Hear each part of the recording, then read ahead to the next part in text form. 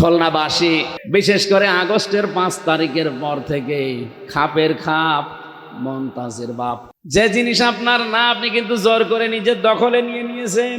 এরকম চরিত্র খুলনায় কারো ছিল না, এখনো করছে অনেক। ও ভাই, আপনি নামাজ পড়তে পারেন, রোজা রাখতে পারেন, হজ করতে পারেন, যাকাতও দিতে পারেন, আপনি কিন্তু আর নবীর উম্মত নেই। সুতরাং এই মুহূর্তে যার কানে আওয়াজ যাচ্ছে, যেখান থেকে যেটা নিয়েছেন ওইটা ফেরত দিয়ে দিন তার কাছে। হ্যাঁ, যদি জামাত ইসলামের লোক, শিবিরের লোক, চরমনার লোক, আটরশির লোক, যে দলের লোক হোক, আমি যেহেতু এখন কোরআনের কথা বলছি, সবার জন্য আমি আলেম। কোরআন জানুন সবার জন্য, আলেমও সবার জন্য। আমি এরকম দরদ নিয়েই বলছি যে এ কাজ করেছেন আপনি, যেহেতু নবীর উম্মত আর নেই, আপনি ফিরে আসতে না পারলে আপনার জন্য জানাজা, কবর কি হবে? আপনি তো নবীর উম্মতই নেই। এই জন্য যার জিনিস যেভাবেই নিয়েছেন, চাঁদাবাজি করে হোক, ছিনতাই করে হোক, ডাকাতি করে হোক, ধোকাবাজি করে হোক, প্রতারণা করে হোক, যেভাবেই নিয়েছেন ওটা ফেরত দিয়ে দিন। হাদিসের টিকা একটা কথা আছে, মুহাদ্দিস যারা তারা ব্যাখ্যা করতে গিয়ে লিখেছেন, মুসলিম শরীফের ভেতরে পাবেন এটা। তারা বলেছে যদি কোনো জিনিস আপনার ছিল কিন্তু হাত ছাড়া হয়ে গেছে, হারিয়ে গেছে, ওটা যদি আপনি আবার ফেরত পান, তাহলে আপনি এই হাদিসের শাস্তির আওতা মুক্ত থাকবেন। শাস্তি কি? যে নবীর উম্মত থাকা যায় না অন্যের জিনিস নিজের দখলে রাখলে, কিন্তু কোনো জিনিস আমারই ছিল আমি আবার ফেরত পেয়েছি।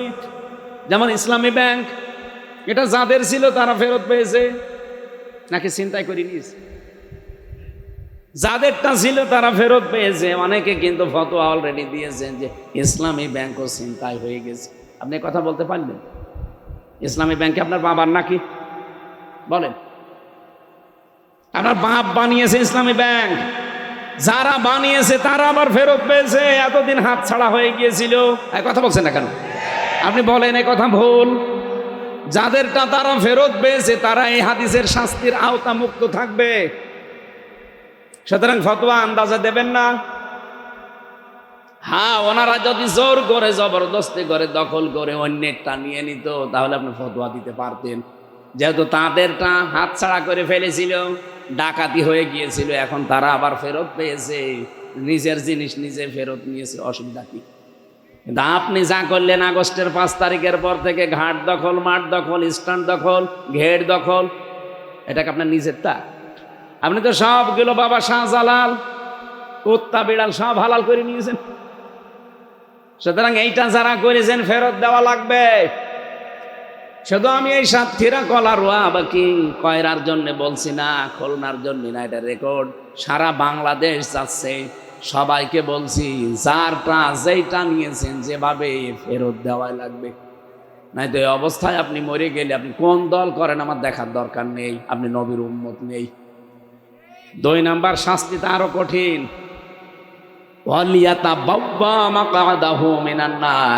সে যেন টিকিট কেটে জাহান্নামে একটা আসন বরাদ্দ করে নিল।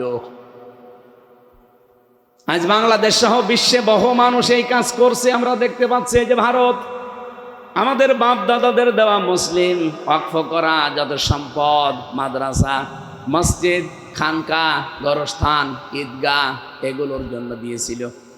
অথচ পৃথিবীর নিকৃষ্ট এই মানুষটা নরেন্দ্র মোদী এখন নিজে অবৈধ আইন বানিয়ে ওইগুলো সব গ্রাস করছে, দখলে নিয়ে নিচ্ছে। আজকেও 3টা মাদ্রাসায় তালা লাগিয়ে একেবারে সেলগালা করে দিয়েছে। এমনকি দারুল উলুম দেওবন্দ পর্যন্ত তারা 1 মাস সময় দিয়েছে, খালি করে দেওয়া লাগবে। পৃথিবীর মানুষরা এই মাতালটাকে থামান, নয়তো আগামীর পৃথিবী বসবাসের অযোগ্য হয়ে যাচ্ছে। খুব বেশি মানুষ পৃথিবীতে মাতাল নেই, মাত্র কয়েকটা আছে। মাতালগুলোকে যদি থামাতে পারেন, এই পৃথিবী আবার শান্ত হয়ে যাবে। কথা বোঝেন? আপনি ইন্টারনেটে সার্চ দেন, এখন 6 জন মানুষের নাম পাবেন, তামাম দুনিয়া তাদেরকে ঘৃণা করে। 1 নম্বরে নাম পাবেন আপনি নেতানিয়াহু, এই ইহুদির বাচ্চা। 2 নম্বরে নাম পাবেন নরেন্দ্র মোদী। 3 নম্বরে নাম এসেছে যেটা পালিয়েছে ওইটার। আমি এটার নাম নিলে আমার কেমন যেন লাগে। এই জন্য আমি নাম নিতে চাই না সহজে। এরকম 6 জনের নাম আমি পেয়েছিলাম, তামাম দুনিয়া যাদেরকে ঘৃণা করে আপনি তাদের জীবনী পড়ে দেখেন, প্রত্যেকেই দখলদার। কি করেছে 15 বছরে আপনি দেখিয়েছেন? কত দখল ছিল তাদের জীবনে, এখন সব একটা একটা করে বের হচ্ছে। আমি যে আয়াত পড়ে আপনাদের সম্মান কামনা করলাম, রাফা'না লাকা যিকরাক, এর পরের আয়াতটা কি? ফাইন্না মা'আল উসরি ইসরা, ইন্না মা'আল উসরি ইসরা। রব্বুল আলামিন জানিয়েছেন, দুনিয়াতে কেউ যদি একটা কষ্ট সহ্য করে, অবশ্যই তার এই কষ্টের সাথে আমি 10 থেকে 70টা শান্তি সুখ জড়িত করে রেখেছি। এ পর্যন্ত এখনো কিছুই বোঝেননি। এই যে উসরুন মানে কষ্ট, এর আগে আল্লাহ আলিফ লাম দিয়ে এটা মারেফা করে নির্দিষ্ট করে দিয়েছেন, এর আগে মা দিয়েছেন, এর আগে ইন্না দিয়েছেন। কিন্তু শেষের শব্দের দিকে তাকান, সেখানে আলিফ লাম নেই, ইসরা, এটা অনির্দিষ্ট না কেরা। তাফসিরে ফি জিলালিল কোরআন সাইয়্যিদ কুতুব রাহমাতুল্লাহ আলাইহি লিখেছেন, এই যে উসরুন ইসরা, এই আয়াতের ব্যাখ্যা করতে গিয়ে যে কষ্টের সাথে সাথে আল্লাহ সুখের নাম দিলেন, কিন্তু কষ্টর বেলায় একটা, সুখের বেলায় অনির্দিষ্ট কেন? কষ্ট পেলে আপনি সুখ পাবেন বিষয়টা এমন না। দুনিয়াতে যদি কেউ 3টা কারণে কষ্ট পায়, ওই 3টা কারণে একটা কষ্ট পেলে কমপক্ষে 10 থেকে 70টা সুখ আপনাকে আল্লাহ ভোগ করাবে। উনি দলিল দিয়েছেন, মান জাবিল হাসানাতি ফালাহু আশরু আমসালিহা ইলা আখিরি আয়াত। দুনিয়ায় কোনো মানুষ যদি একটা ভালো কাজ করে, নেকির কাজ, কমপক্ষে ওটা বৃদ্ধি করে দেয় আল্লাহ কমপক্ষে 10 গুণ। কত? ওর দেশে 70 গুণ, এর ওর দেশে 700 গুণ, আমরা মাঝখানেরটা ধরলাম। এবার আমার প্রশ্ন, আপনি কষ্ট পেলেই শান্তি পাবেন বিষয়টা এমন না। কয়টা কারণে কষ্ট পাওয়া লাগবে? 3টা। বলেন বলেন, আরো জোরে বলেন। আরে ভাই, হাসিনাও তো কষ্ট পেয়েছিল, কিন্তু এই 3 কারণের বাইরে কষ্ট পাইনি। স্যার কি কষ্ট পেয়েছে, যাওয়ার দিন কাঁদছিল, আমি দেখে আমারই কেমন লাগছিল। জীবনে আমি মনে হয় এই প্রথম দিন ওনার কান্না দেখলাম। আমি এর আগে দেখেছি কান্নার ভান করেছে, কিন্তু কাঁদে নাই। এ বুড়ি মহিলা জীবনে কাঁদে নাই, শুধু ওই দিন কাঁদলো। স্বামী মরে যাওয়ার পর ওর চোখে পানি দেখি নাই, কিন্তু এই দিন যাওয়ার সময় কি কান্না, মনে হচ্ছে স্বামী বাবা আমার সবই মরে গেছে। যদিও মরে গেছে, কিন্তু উনি যে কেঁদেছে 3 কারণের একটা কারণে আমি পাইনি। 1 নম্বরে আপনি যদি কষ্ট পেয়ে থাকেন আল্লাহর জন্যে, 2 নম্বরে যদি কষ্ট পেয়ে থাকেন রাসূলুল্লাহর জন্যে, 3 নম্বরে যদি আপনি কষ্ট পেয়ে থাকেন মানবতার জন্যে। আমি তাফসিরে ফি জিলালিল কোরআনের টিকা থেকে বলছি, সাইয়্যিদ কুতুব এভাবে ব্যাখ্যা দিয়েছেন। এবার বলেন, উনি যে কষ্ট পেয়েছে 3 কারণের একটাও আছে? তাহলে কষ্ট পেলে আপনি সুখ পাবেন তা না। অনেক মানুষ দেখি পরকীয়া প্রেম করে যদি ব্যর্থ হয়, কি কন্দন, কষ্ট পেয়েই তো কাঁদে। এই কষ্টের পরে সুখ পাবে না।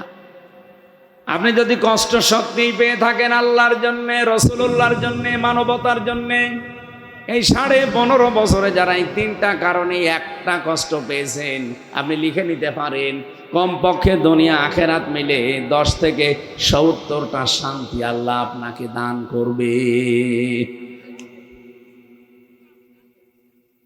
এবার আসেন ওনারটাই, যেহেতু আয়াতটা আল্লাহ রিপিট করেছেন, পরে আবার এইটাই আছে, খালি ফা নেই। ইন্না মা'আল উসরি ইসরা।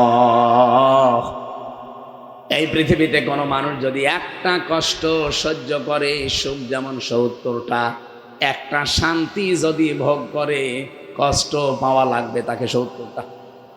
হ্যাঁ, প্রশ্ন আসতে পারে যে শান্তি পেলেই কষ্ট না। এই ছেলে, কথা বলে কি,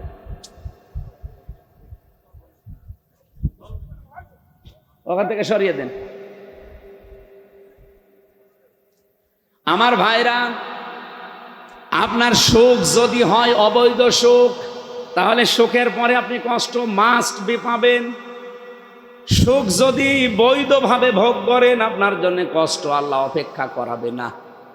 আমি আবার বলছি, এই যে মাংজা বিল হাসানাতি ফালাহু আশরু আমসালিহার পরে আছে অমাংজা বিস সাইয়্যাতি ফালা ইউজজা ইল্লা মিসলাহা ওয়া হুম লা ইউযলামুন।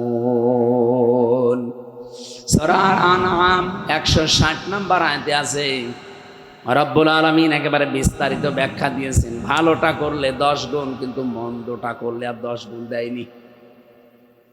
আমি তাফসীর থেকে কোট করলাম, এটা ফি জিলালিল কোরআন। আবার বলছি, সুখটা যদি হয় আপনার অবৈধ সুখ, একটা অবৈধ সুখ যদি দুনিয়ায় কেউ ভোগ করে, কম পক্ষে তাকে দুনিয়া আখিরাত মিলে 70টা অশান্তি আল্লাহ দান করবে। বলেন তো 15.5 বছরে যারাই ছিল দায়িত্বে, এরা কি সুখ পায়নি? কথা বলে না কেন? এই সুখটা কি বৈধ সুখ না অবৈধ? আপনি পাগলকে জিজ্ঞাসা করেন, সেও বলবে অবৈধ সুখ। কারণ পাগলও বলবে আমি ভোট দিতে পারিনি। পাগলে কি বলবে? আমি নিজেই তো বলবো, কারণ আমার এখন 33 বছর বয়স, 92 সালে আমার জন্ম। 18 বছর থেকে ভোট দেওয়া আরম্ভ করলে আমি 3 বার ভোট দিতে পারতাম, একবারও পারি নাই।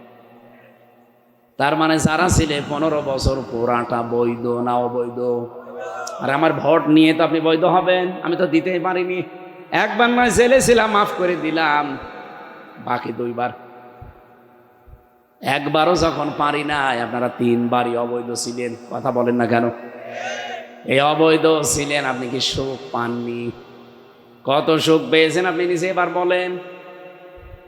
আমার 3টা বছর ফাঁসির কন্ডেম সেলের ভেতরে, এমনকি প্রথম 10 দিন আপনি আয়না ঘরও আমাকে রেখেছেন। কবর সেলের ভেতরে রেখে দিয়েছে। কবর সেল বোঝেন? ফাঁসি জেলের ভেতরে আর একটা জেল আছে, তার নাম সেল। ওর ভেতরে আর একটা সেল আছে, তার নাম কন্ডেম সেল। এর ভেতরে আর একটা সেল আছে, ওইটার নাম কবর সেল। আমার আর মাওলানা মামুনুল হককে এভাবে আলাদা জায়গায় দিত, বলতো এই 2টারে সিসি ক্যামেরা দিয়ে রাখো, এদের সাথে কেউ যেন কথা না বলে। 3 বছর আমি বাইরে কি অবস্থা, কে বেঁচে আছে মরে গেছে কিচ্ছু জানি না, একটা আলাদা জগতে ছিলাম।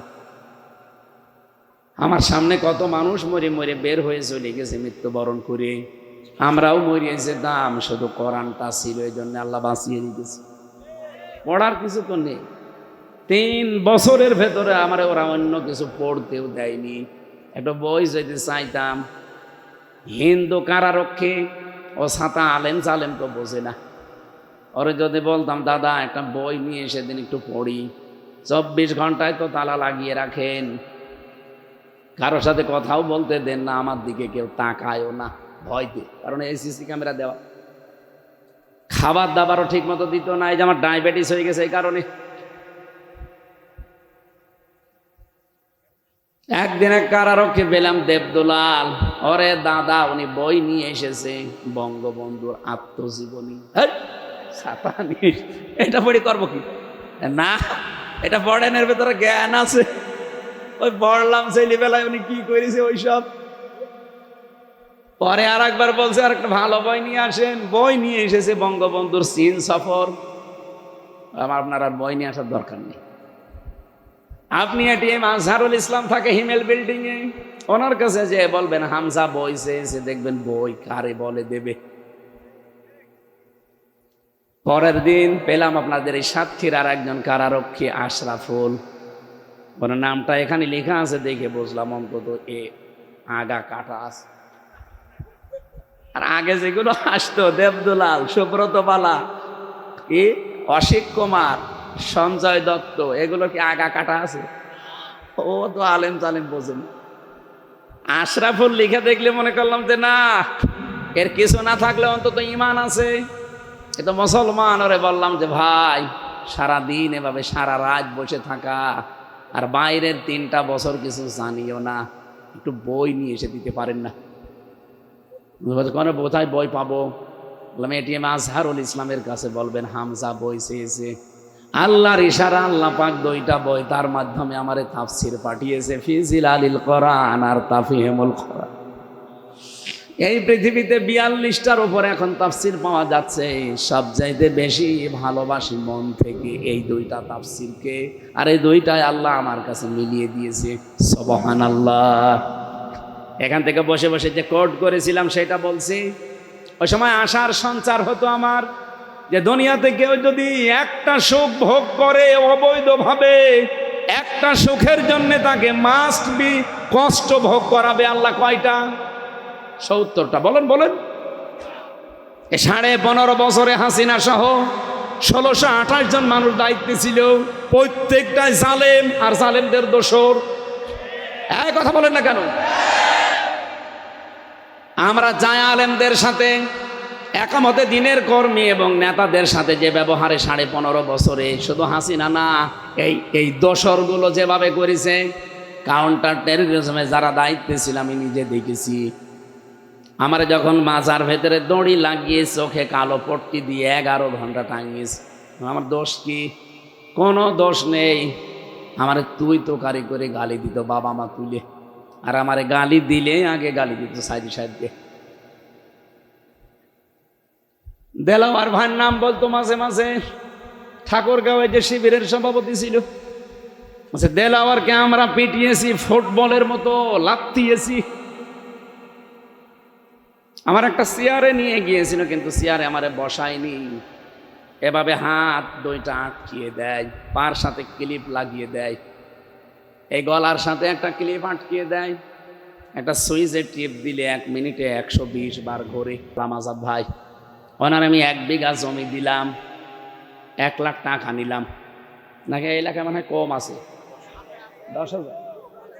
3টা নিয়ম আছে এখানে। 1 লাখ টাকা দিলাম, 1 বিঘা জমি দিয়ে দিলাম, যতদিন উনি করে খাবেন টাকা ফেরত দেওয়া লাগবে না, যখন জমি ফেরত দিয়ে দেবে টাকা ফেরত নিয়ে নেবে। এটা আছে না? বন্ধক? না না, এই বন্ধক বাদ দেওয়া লাগবে না, একেবারে সত্যি কথা বলবে, মিথ্যা বলবে না। কারা কারা এইটাই আছেন হাত তোলেন।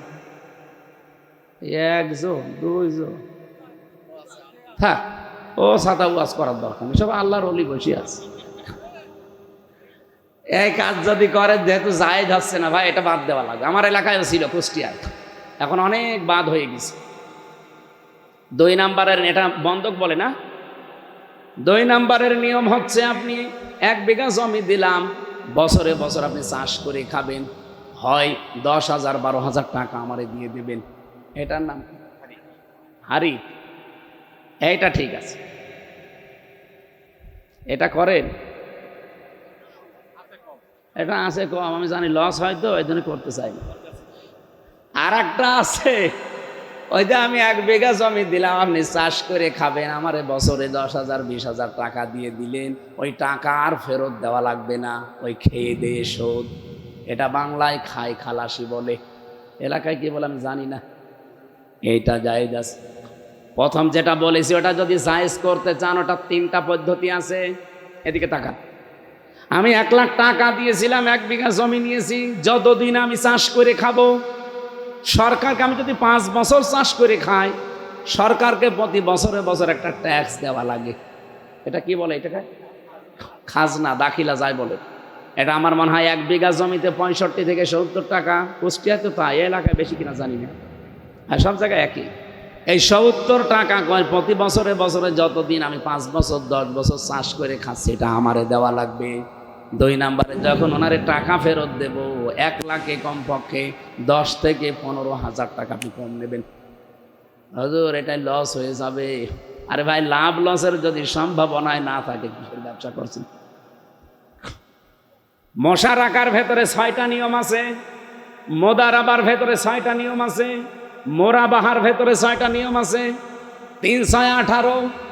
এগুলো ভাগ ভাগ করে আমি প্রায় 28টা পেয়েছি। আমরা চাই আগামীর বাংলাদেশ শুধু ইসলামী ব্যাংক চলবে না, মশারাকা, মোদারাবা, মোরাবাহা, বায়ে সালাম, বায়ে ইস্তিসনা, বায়ে মুআজ্জাল ওয়াহিদা দিয়ে এদেশের সোনালী রূপালী অগ্রণী সব ব্যাংক চলবে। কথা বলেন না কেন? পুরা দেশটা দেখবেন একটা জান্নাতের পরিবেশ আল্লাহ কায়েম করে দিয়েছে।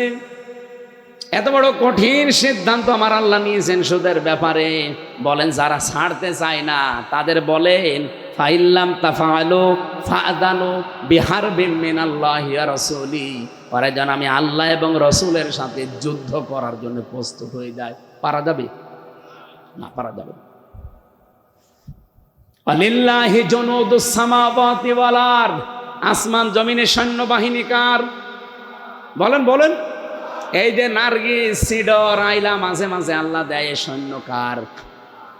একটু আদেশ দিয়ে দিলেই আপনারা ফকির হয়ে যাবেন।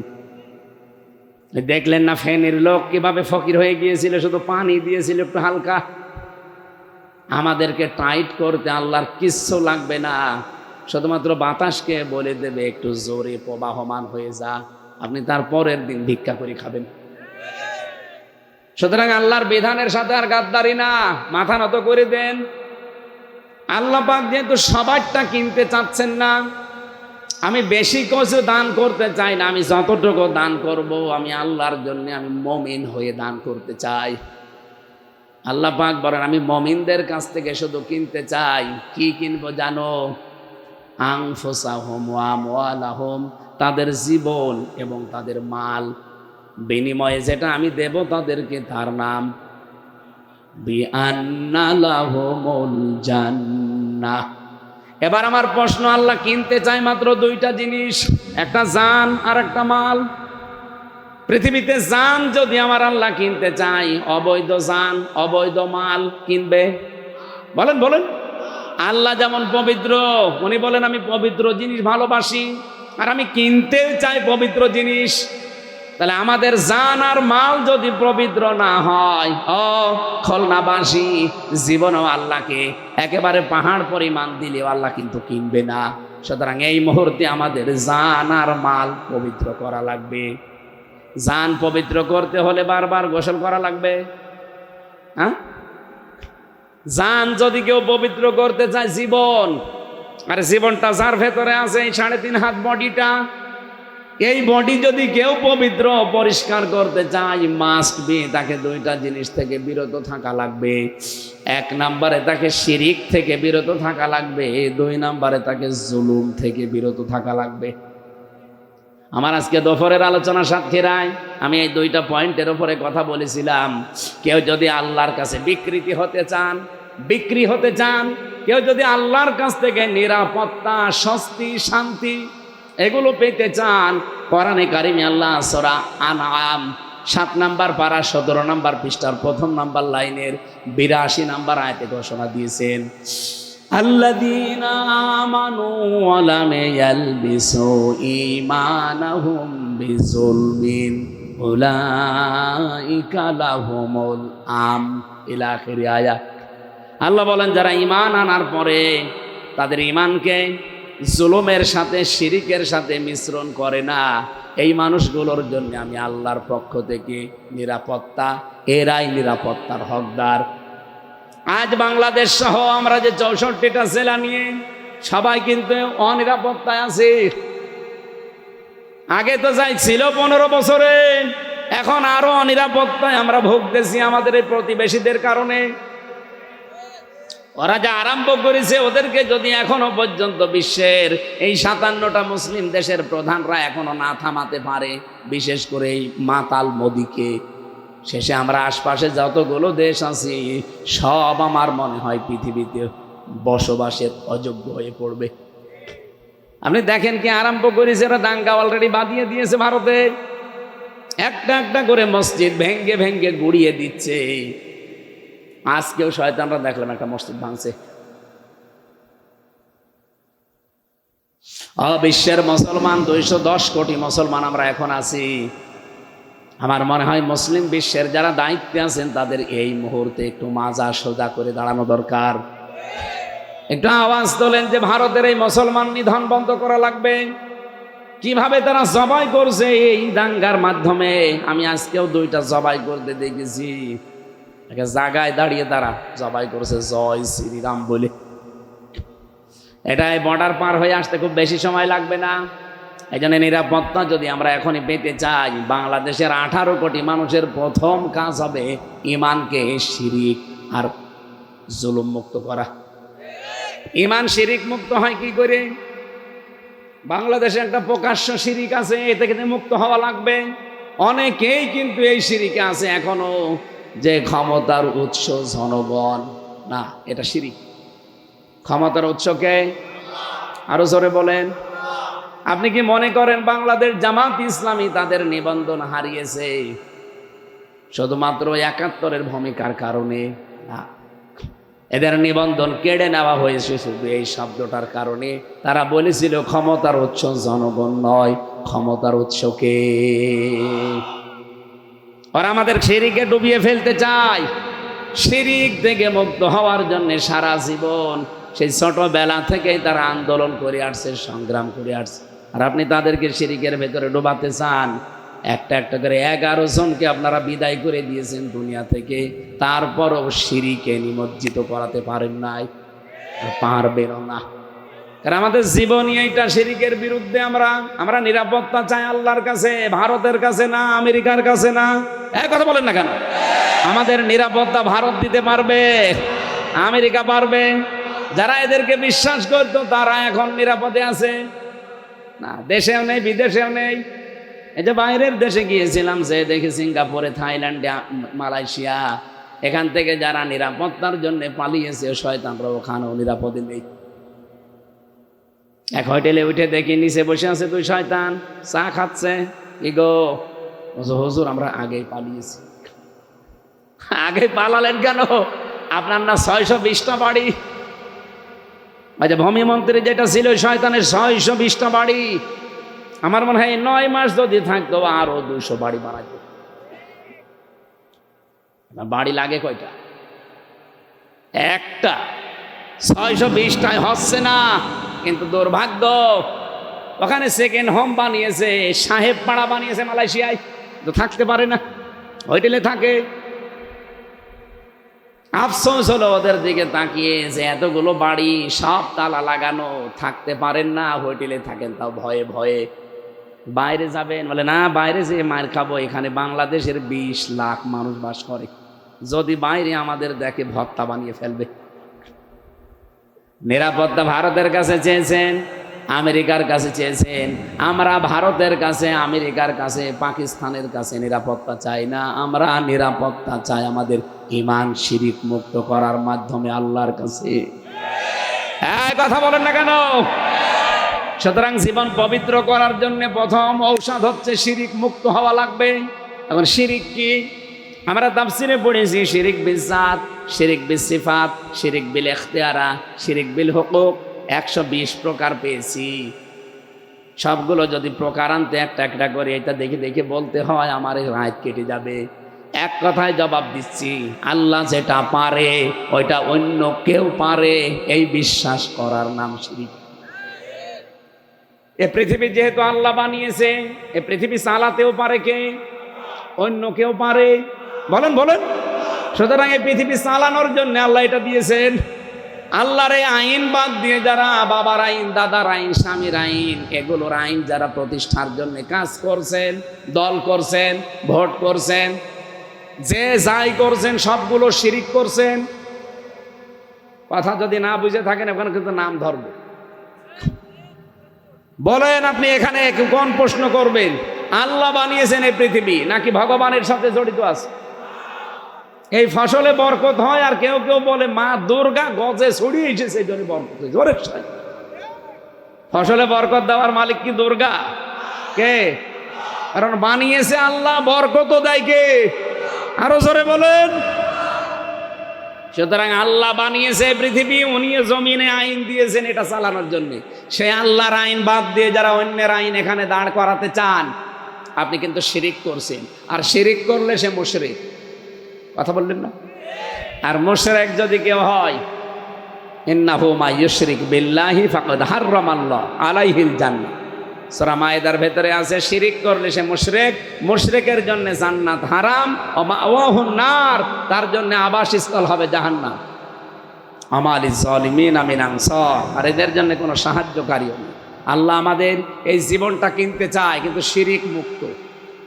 এরকম শিরিক বাংলাদেশে যাদের দেখছি, তারা যদিও মসজিদ 5 তলা বানিয়ে দেন, মাদ্রাসা টাইলস লাগিয়ে দেন, জীবনও আপনারটা আল্লাহ কিনবে না যতক্ষণ আপনার জীবন শিরিক এবং জুলুম মুক্ত না হবে। জুলুম ছিল না এদেশে? সব চাইতে বড় জুলুম হচ্ছে যেই জিনিস যেখানে রাখা দরকার ওইটা ওই জায়গায় না রেখে অন্য জায়গায় রাখার নাম জুলুম। এই টুপিটা রাখা দরকার মাথায়, এটা যদি কেউ পায়ের কাছে রাখে টুপির সাথে জুলুম। স্যান্ডেল রাখা দরকার পায়ে, ওখানে না রেখে কেউ যদি মাথায় নিয়ে ঘরে, স্যান্ডেলের উপরে জুলুম। এই কোরআন থাকার কথা বাংলাদেশের সর্বোচ্চ জায়গায় সংসদে, সেখানে না রেখে আজ 54 বছর যারা পেছনে ফেলে রেখেছেন, এটা কোরআনের সাথে জুলুম। এই জুলুম আগামী থেকে আর হতে দেবেন? যদি হয় আপনি জুলুম করছেন, জুলুম আর এই যে শিরিক করে জীবনটা অপবিত্র বানিয়ে ফেলেছেন, এইটা আল্লাহ কিনতে চায় না। 2 নম্বরে আমওয়ালাহুম, আল্লাহ মাল কিনতে চায়। মালের বহু বচন আমওয়াল। মাল কি? মাল মানে যেটা মরে গেছে, আবুল মাল আব্দুল মুহিত নাকি যেটা এটা পালিয়েছে, অর্থমন্ত্রী কামাল, লটাস কামাল, কোন মাল? মালের ব্যাখ্যায় আমি 9 প্রকার পেয়েছি তাফসিরে। মাল মানে শুধু আবুল মাল আর কামাল না, মাল মানে 9টা জিনিসকে মাল বলা হয়। 1 নম্বরে নবীজি বলেন, আদ-দুনিয়া কুল্লুহা মাতাউন ওয়া খায়রু মাতাঈদ দুনিয়া ইমরাতুস সালিহা।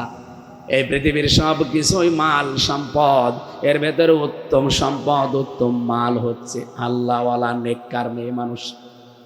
এই কথা বলছেন না কেন? আমি হাদিস বানালাম স্যার। আপনি তাফসিরে ইবনে কাসিরে দেখেন, মালের ব্যাখ্যা এভাবে লেখা আছে, পৃথিবীর সব কিছুই নবীজি বলেন মাল সম্পদ, কিন্তু এর ভেতরে উত্তম সম্পদ আল্লাহওয়ালা মেয়ে মানুষ। এখন আল্লাহওয়ালা মেয়ে মানুষ কোনটা? আল্লাহ তো কিনতে চায়। আল্লাহওয়ালা মেয়ে মানুষ ওইটা যেটা প্রতিদিন 8-9টা করে সিরিয়াল দেখে। নাকি এলাকায় কারেন্ট নেই? সিরিয়াল দেখে না? ভারতের সিরিয়ালগুলো আপনি দেখেন, আপনার লজ্জা করে না? মুসলমান নেই আপনি? ভারতের মমতা ব্যানার্জি পর্যন্ত বলছে ভারতের এই সিরিয়ালগুলোতে স্টার জলসা, স্টার প্লাস, জি বাংলা, জি প্লাসে কোনো শিক্ষা নেই, শুধু ঘর ভাঙা ছাড়া। সে একজন হিন্দু মহিলা বুঝে ফেললো, আর আপনি? এই জন্য মুসলমান মেয়েদের জন্য, মায়েদের জন্য ভারতের কোনো সিরিয়াল দেখা যায় নেই। কথা বলছেন না কেন? আজকে থেকে তওবা করবেন মেয়েরা। অনেক মেয়ের এত আকর্ষণ, যদি রাতের বেলা দেখতে না পারো, আবার রাতের বেলা না পেরে সকালে কাজা তুলে মনে হচ্ছে তো ওরে বাবা নামাজের কাজা করছে। আমার কুষ্টিয়ার এক চেয়ারম্যানের এই বেটার বউ পুত্রবধূ এত আসক্ত সিরিয়ালে, উনি এসেছে সেই কুষ্টিয়া থেকে খুলনায়, ছেলে থাকে ওই সোনাডাঙ্গা, চেয়ারম্যান, সাবেক চেয়ারম্যান। উনি এখানে আসার পরে কাজকর্ম করে যে বাড়ি যাবে না, গাড়ি আর পায়নি, বলছে দেখি ছেলের বাড়িতে যাই। সালাম দিয়েছে, যে কলিং বেল টিপে ভেতর থেকে আওয়াজ আসছে, কে? আমি। গলার আওয়াজ শুনে বুঝেছে বাবা। বলছে আব্বা এত রাতে? গাড়ি পালাম না তাই চলে এসেছি। ঠিক আছে আসো। স্ত্রীকে বলছে আমার বাবা এসেছে, তাড়াতাড়ি রান্না করো। রাত তখন 11:30 বাজে। বউ বলছে দেখো আমি সেই সন্ধ্যা থেকে পর্যন্ত প্রায় 11টা সিরিয়াল দেখেছি, আমি ক্লান্ত। তোমার বাবা তুমি রান্না করে খাওয়া অথবা হোটেল থেকে নিয়ে আসো, এত রাতে হোটেল থেকে খাবার নিয়ে আসবো, তুমি কি করো? এই 2 জনের কথা কাটাকাটি হলে বাবা আবার টের পেয়ে যাবে। এই জন্য বলছে ঠিক আছে। বাবার কাছে গিয়ে বলছে আব্বা তুমি কি খেয়ে এসেছো? বাবা ছেলের বাড়ি কেউ খেয়ে যায়? লজ্জার খাতিরে বলছে ঠিক আছে, আমার খাওয়া লাগবে না, আমার পেট ভরা আছে। অথচ ওর ক্ষুধার যন্ত্রণায় পেটের ভেতরে মোচড় দেয়। কিছুক্ষণ পরে হঠাৎ কলিং বেল কে যেন টিপ দিয়েছে, বাইরে যেয়ে দেখে ওর শাটা ছোট শালা। আচ্ছা দোলা ভাই আজকে আর গাড়ি পাইনি, এই জন্য চলে এসেছি, খেলা করতে করতে রাত বেশি হয়ে গেছে। আচ্ছা ঠিক আছে আসো, তোমার দিয়ে খেলা শুরু হবে। ভেতরে নিয়ে গিয়ে বলছে ওঠো। বলছে পারবো না, তোমার ছোট ভাই এসেছে, এবার উঠেছে। রান্না করছে, ছেলে মনে করছে বাবাকে ডাক দে, বলছে আব্বা তাড়াতাড়ি ওঠো, তোমার বৌমা রান্না করেছে, খেয়ে নাও। বাপ তো টের পেয়েছে রান্না কার জন্যে। ভেতর থেকে আওয়াজ দিচ্ছে, বলছে আমার দরজা খোলা লাগবে না, তোরা খেয়ে নে, আমি আর খাবো না।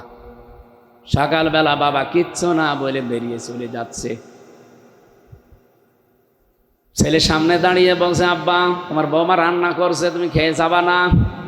বাবা চোখের পানি টলমল করছে, ডাক দিয়ে বলে বাবা আমি যেদিন তোর শালা হব ওই দিন খেয়ে যাব। আপনি হাসতেছেন, কি বলি আর কি শুনি। কত বড় দুঃখ মনে লাগলে এ কথা বলতে পারে বলেন তো একজন বাবা, যে রান্না তো আর আমার জন্য না, রান্না তোর শালার জন্য। আমি যেদিন তোর সাঁটার শালা হতে পারবো সেই দিনই শিখে যাব। আজকে বাড়ি চলে গেলাম।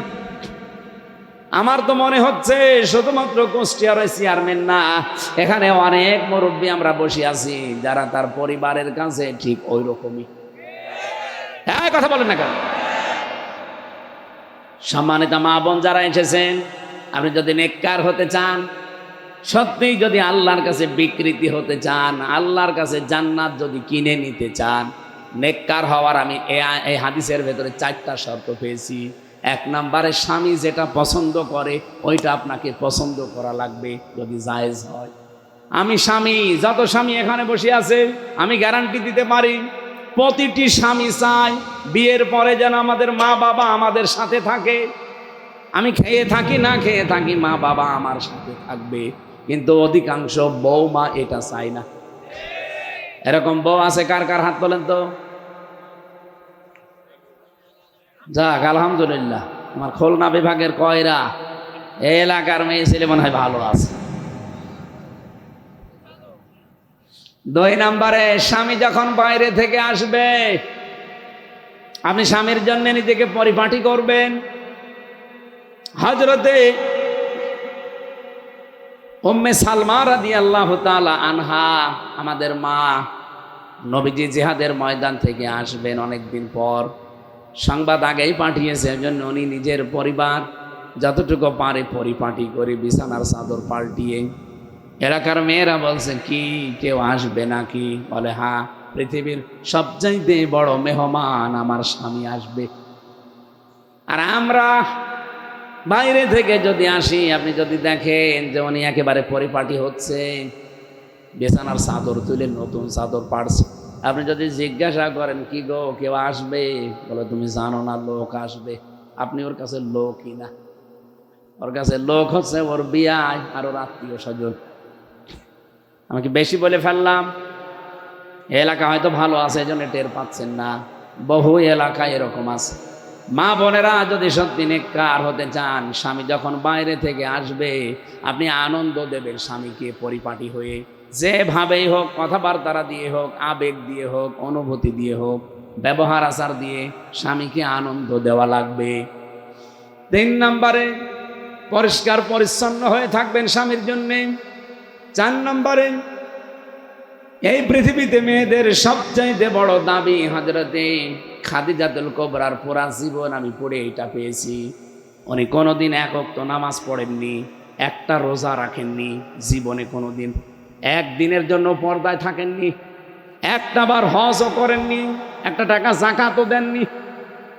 তারপরও আল্লাহ তাকে নিজে সালাম দিয়েছেন এবং জান্নাতে একটা ঘর বানিয়ে তার জন্য পাঠিয়েছেন। তার পুরা জীবনই পড়ে আমি এটাই পেয়েছি। হ্যাঁ, এই বিধানগুলো উনি মানতে পারেননি, কারণ এগুলো তার ইন্তেকালের পরে এগুলো সব নাজিল হয়, এই জন্য উনি মানেননি। ওনাকে আল্লাহ সালাম দেওয়া, জান্নাতে ঘর বানিয়ে পাঠিয়ে দেওয়ার পেছনে কারণ একটাই, জীবনে কোনো দিন স্বামীর সংসারে থাকতে একটা দিনের জন্যেও স্বামীর মনে দুঃখ দেননি। এখানে আমরা যারা স্বামী আছি আল্লাহর নাম নিয়ে বলেন তো, জীবনে কোনোদিন আপনার বউ আপনাকে একদিনের জন্য মনে দুঃখ দেয়নি? হাত তোলেন তো এরকম স্বামী। একজন কি করেন আপনি? আপনি কি বউ পেয়েছেন না ফেরেশতা পেয়েছেন? না, আমার তো বিশ্বাস হচ্ছে না, মানে মাথায় তার কাটা আছে। 2 হাত উঠাইছে, বউকে 2টো না, ও চেহারা দেখে বোঝা যাচ্ছে মাথার তার কাটা। হ্যাঁ, আপনি কি বলেন আন্দাজে? হ্যাঁ, এখানে একটা মানুষ হাত তুলতে পারছে না? দেখেন তো, প্রধান অতিথি বিশেষ অতিথি কেউ হাত তুলতে, আমিও হাত তুলতে পারছি না, কারণ আমি মিথ্যা কথা বলবো কি করি? যদিও ওর বউ নেই, বোঝা গেছে ওর রওশনের স্বাদ মাতাল।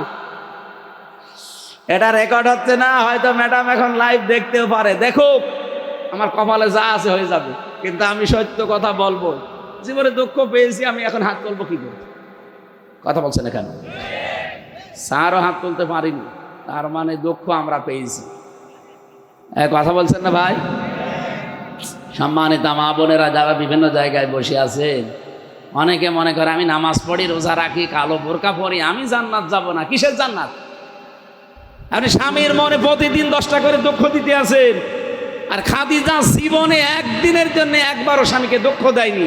আল্লাহ এই জন্য জান্নাতে ঘর বানিয়ে পাঠিয়েছে। সুবহানাল্লাহ বলতে পারেন না? মেয়েদের এরকম একটা আদর্শ তৈরি হওয়া দরকার না? নেককার হওয়ার জন্য এইগুলো থাকতে হবে আপনার জীবনে।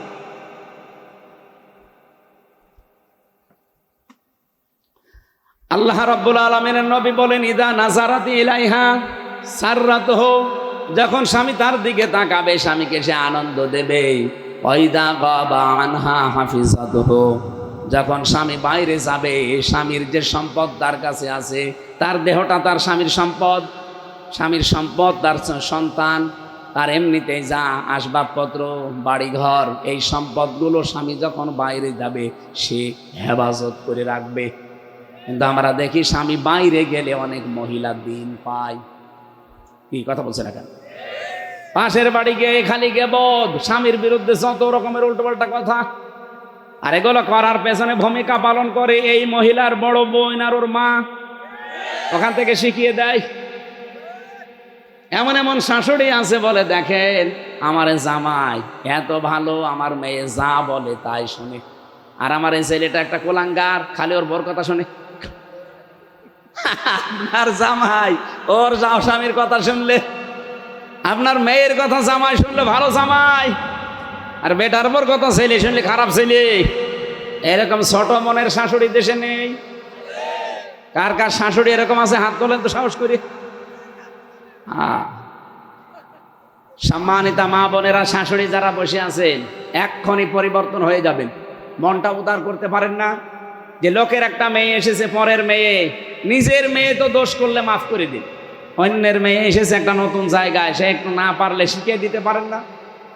আপনার ছেলের সুখের জন্য অন্তত একটু স্যাক্রিফাইস করবেন, পুত্রবধূকে ছাড় দিয়ে চলবেন, তাহলে আপনার ছেলেটা শান্তিতে থাকবে।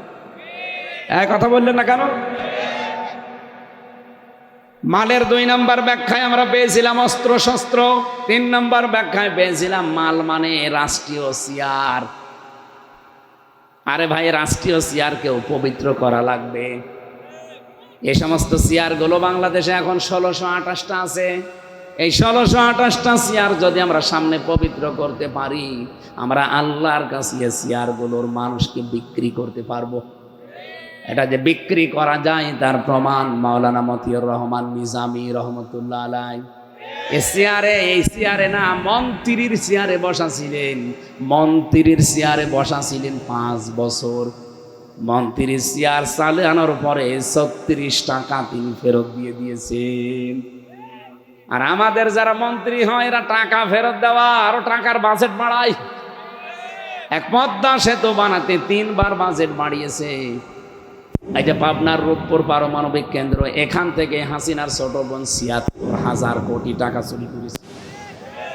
আমরা চেয়ারগুলো পবিত্র করতে চাই না, তাহলে এমনি কিনবে আল্লাহ করা দরকার আমাদের। বিআন্না লাহুমুল জান্নাহ, আল্লাহ পাক বলেন আমি তোমাদের কাছে জান্নাতের বিনিময়ে দিয়ে দেব। এরপরে আছে ইকাতিলুনা ফি সাবিলিল্লাহ ফায়াকতুলুনা ওয়া ইউকতালুন ওয়া'দান আলাইহি হাক্কান ফিত তাওরাত ওয়াল ইনজিল আল কোরআন। এক একটা শব্দে লক্ষ লক্ষ কথা আছে। রাত 11:05 বাজে, এত রাত পর্যন্ত আমি কথা বলি না। আগামীতে আবার আসলে দেখবো শিক্ষিত মানুষরা আমার এই জেলখানার এই লেখা বইটা নিয়েছে, সৃষ্টি অনেক তথ্য দেওয়া আছে, 120 পৃষ্ঠা কষ্ট করে লিখেছিলাম। শিক্ষিত মানুষদের লাগবে এটা, যদি পারেন। স্টেজে আছে কয়েকটা, ওই যে ওখানে গাড়িতে আছে, নিয়েছেন। আমি আজকের মতো শেষ করছি, আগামীতে আসলে আবার কথা হবে, দেখা হবে ইনশাল্লাহ। আল্লাহুম্মা আমিন।